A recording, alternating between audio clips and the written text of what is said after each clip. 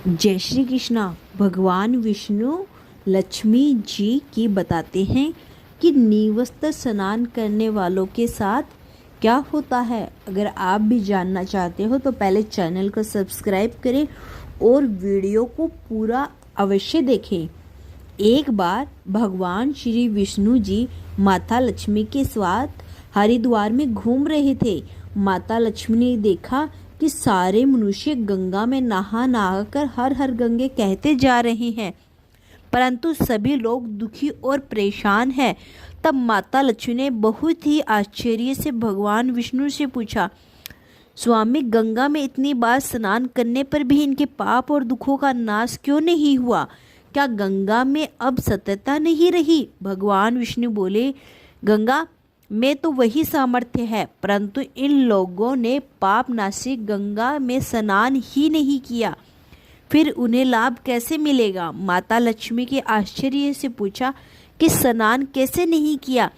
सभी तो हमारे सामने नहा नहा कर जा रहे हैं, तभी तक इनके शरीर से नहीं सूखे। भगवान विष्णु ने कहा, ये लोग केवल जल में डुबकी लगाकर ही आ रहे हैं, तुम्हें मैं कल इसका रहस्य समझाऊंगा। दूसरे दिन बहुत ही जोर से बारिश होने लगी। सारी गलियां कीचड़ से भर गई। एक चौड़े रास्ते पे एक बड़ा सा गड्ढा हुआ दिखा, चारों ओर कीचड़ से भरा हुआ था। भगवान विष्णु ने लीला रची। वे सब में एक बूढ़े आदमी का रूप धारण करके उस गड्ढे में जा गिरे।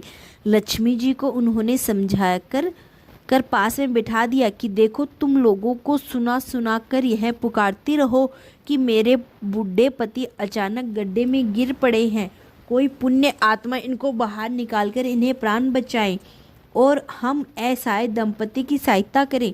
और भगवान विष्णु ने भी यही समझा दिया कि जब कोई व्यक्ति गड्ढे में से मुझे बाहर निकालने को तैयार हो, तब इतना और कह देना कि मेरा पति सर्वथा निष्पाप है। उन्हें वही व्यक्ति छुए जो खुद भी निष्पाप हो। यदि आप निष्पाप हैं तो उनके हाथ लगाएं, नहीं तो उनके हाथ लगाते ही आप स्वयं भस्म हो जाएंगे। लक्ष्मी ने तथास्तु कहकर गड्ढे के किनारे बैठ गई और आने जाने वालों को सुना सुनाकर भगवान विष्णु की सिखाई हुई बातें कहने लगी। गंगा में नहा नहा कर लोगों के झुंड आ रहे हैं और सुंदर युवती को यूं ही बैठी देखकर कुछ लोगों के मन में पाप आया और कुछ लोगों को धर्म का भय हुआ और कुछ लोग कानून से डरे और कुछ लोगों तो लक्ष्मी जी को यह भी कह दिया कि मरने दे इस बूढ़े को, क्यों इसके लिए रोती है। और कुछ दयालु और चरित्रवान पुरुषों ने उस युवती के पति को बाहर निकालना चाहा, परंतु लक्ष्मी जी के वचन सुनकर वे भी रुक गए। उन्होंने सोचा कि हम गंगा में नहाकर आए हैं तो क्या हुआ, पापी तो है, कहीं हम सहायता करते समय भस्म ना हो जाएं। उनके पास कई व्यक्ति आए, परंतु किसी का साहस नहीं हुआ। सैकड़ों आए, सैकड़ों ने पूछा और चले गए। संध्या का समय हो चला था। तब भगवान विष्णु ने माता लक्ष्मी की ओर देखा। कोई सच्चे मन से गंगा में नहाने वाला तब थोड़ी देर बाद में एक नौजवान हाथ में एक लोटा लिए हुए हर हर गंगे कहता हुआ आया। लक्ष्मी जी ने उसे भी वही बात कही। उस युवक के हृदय करुणा से भर आया और उसने भगवान विष्णु को बाहर निकालने की तैयारी की। लक्ष्मी ने उसे रोककर कहा, यदि तुम निस्वार्थ सर्वदा निष्पाप नहीं हो तो मेरे पति को छूते ही तुम भस्म हो जाओगे। उसने उस समय बिना किसी संकोच किए हुए लक्ष्मी जी से कहा, माता, मेरा निष्पाप होने में तुम्हें संदेह क्यों हो रहा है? देखते नहीं, मैं अभी गंगा नहा कर आया हूँ। भला होगा, मैं नहाने के बाद भी क्या पाप करते रहते हैं? मैं अभी तुम्हारे पति को बाहर निकालता हूँ। युवक ने लपक कर उस बूढ़े आदमी को ऊपर उठा लिया। भगवान विष्णु और माता लक्ष्मी ने उसे अधिकारी समझकर अपना असली रूप प्रकट कर दर्शन देकर निहाल किया। भगवान विष्णु ने माता लक्ष्मी से कहा कि इतने सारे लोगों में से केवल इस आदमी ने ही गंगा स्नान किया है। इस देशांत के अनुसार जो लोग बिना श्रद्धा और विश्वास के केवल द्रव्य के लिए स्नान करना गंगा करते हैं उन्हें वास्तविक फल प्राप्त नहीं होता, परंतु इसका यह मतलब नहीं है कि गंगा स्नान व्यर्थ जाता है।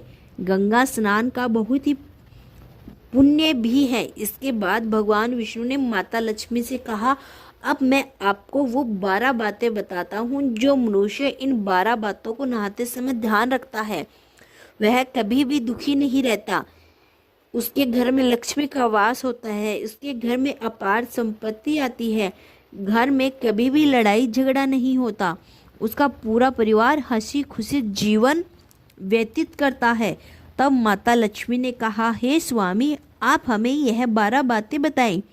उसके बाद भगवान विष्णु ने उन 12 बातों को बताना शुरू कर देते हैं और माता लक्ष्मी ध्यान से सुनने लगती है।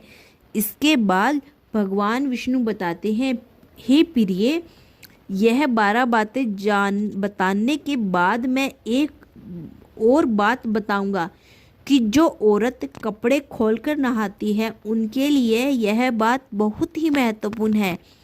हे देवी, आप इस बात को बहुत ही ध्यानपूर्वक लगाकर सुनना। तभी भगवान विष्णु अपनी बातें सुनाने लगते हैं। भगवान विष्णु कहते हैं, स्नान करने से शरीर निरोगी रहता है और मन पसंद रहता है। नहाने से चेहरे की क्रांति और शारीरिक आकर्षण में भी बढ़ोतरी होती है। अगर इस नित्य कर्म के दौरान कुछ बातों का ध्यान रखा जाए तो आत्मिकता से भी ज़्यादा लाभ पाया जा सकता है। नहाने के कार्य में इन बातों का ध्यान रखना जरूरी है। स्नान करने के बाद शुद्ध होकर पूजा पाठ आदि सभी कार्य करने के योग्य बातें हैं, इसीलिए सुबह को ही स्नान कर लेना चाहिए। शास्त्रों में कहा गया है कि स्नान करने से 10 गुणों की प्राप्ति होती है: रूप, तेज, बल, पवित्रता, आयु, आरोग्य, नीलोकोनता, सुविचार, निरोग और मेधा। नंबर 3, धन की पुष्टि एवं आरोग्य और स्वास्थ्य चाहने वालों को हर मौसम में और हर दिन स्नान करना चाहिए। शास्त्रों ने कहा गया है कि सुबह स्नान करने से पाप का नाश होता है और पुण्य मिलता है। ऐसा कहा गया है कि सुबह नहाने वालों से पास नकारात्मक शक्तियां नहीं भटकती, इसीलिए सुबह स्नान करना ही उचित है। बीमारी की हालात में सर के नीचे ही स्नान करना चाहिए अथवा गीले कपड़े से शरीर को पोंछ लेना चाहिए। एक तरह का स्नान ही कहा गया है। सुबह की लालिमा छाने से पहले ही स्नान करना श्रेष्ठ माना गया है। तेल लगाकर और शरीर को मल मल कर नदी में नहाना मना है। इसकी जगह नदी से बाहर निकल कर तट पर शरीर साफ करके नदी में डुबकी लगाना उचित है।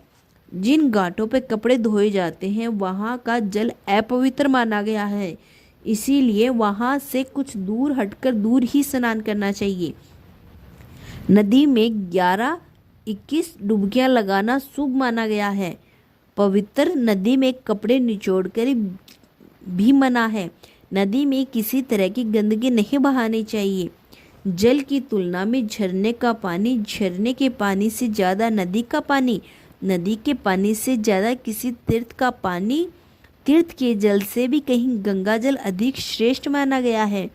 गंगा माता का कथन है कि स्नान करते वक्त कोई चाहे जहाँ भी मेरा स्मरण करेगा, मैं वहाँ के जल में आ जाऊंगी।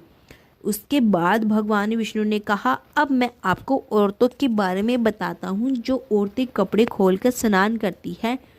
हिंदू धर्म शास्त्रों में हर एक चीज़ के लिए कुछ नियम बनाए गए हैं। इन नियमों में से एक है स्नान को लेकर की गई बातें। ऐसा माना जाता है कि आम व्यक्ति को शास्त्रों के नियम का पालन जरूर करना चाहिए, जिससे घर की सुख शांति बनी रहती है और खुशहाली आती है और साथ में अपार धन बरसता है।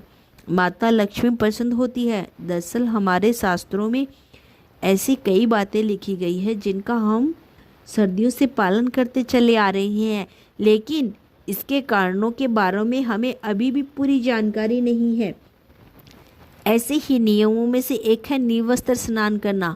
आपने अक्सर घर में बड़ों को ऐसा कहते हुआ सुना हुआ होगा, कभी भी बिना कपड़ों के यानी निर्वस्त्र स्नान नहीं करना चाहिए। अगर हम पौराणिक कथाओं की बात करें तो निवस्त्र स्नान करना की मनाही का एक सबसे बड़ा कारण है भगवान श्री कृष्ण के समय से जुड़ा हुआ है।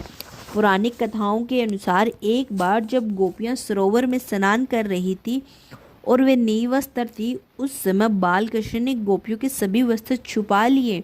उस समय जब भगवान श्री कृष्ण ने उन्हें वस्त्र छुपा लिए, तब गोपियों ने अपने वस्त्र वापस लेने के लिए प्रार्थना की। तब भगवान श्री कृष्ण ने उन्हें समझाया कि कहीं भी बिना वस्त्र धारण किए स्नान नहीं करना चाहिए, इससे जल के देवता वरुण का अपमान होता है।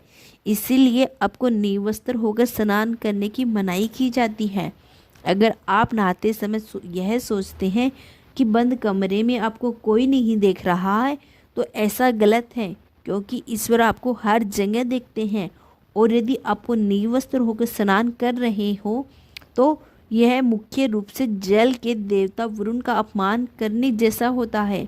निवस्त्र स्नान से आपको पाप लगता है और आर्थिक एवं शारीरिक नुकसान पहुंच सकता है। यदि आप निवस्त्र स्नान करते हैं तो आपके शरीर पर नकारात्मक ऊर्जा प्रवेश करती है और मानसिकता भी नकारात्मक हो जा सकती है। इसीलिए हमेशा आपको यह सलाह दी जाती है कि आप